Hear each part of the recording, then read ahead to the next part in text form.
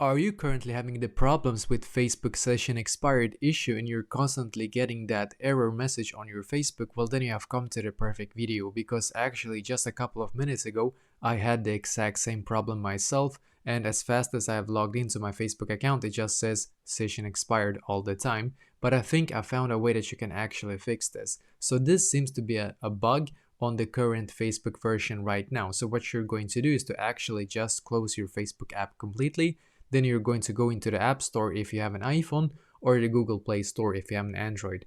Then you're going to just search for Facebook in here. So just search for Facebook, scroll down a little bit, and as you can see I have this update button in here. So click on update button if you have it in here. So I'm just going to click on it right now, and then you need to actually update your Facebook to the latest version to be able to actually fix this bug, because I did this before and it worked for me. So you need to try this yourself and see if it works. You probably need to log back into your account once again if you gotten the session expired before. So try to actually update your Facebook app right here, and if it does fix this issue, well then it must be the bug basically. If it still doesn't fix your issue, or if you don't have the update button in here, what you can also do is to just wait a couple of hours and then try again. It might be an error with Facebook right now itself, but hopefully this will fix this issue for you.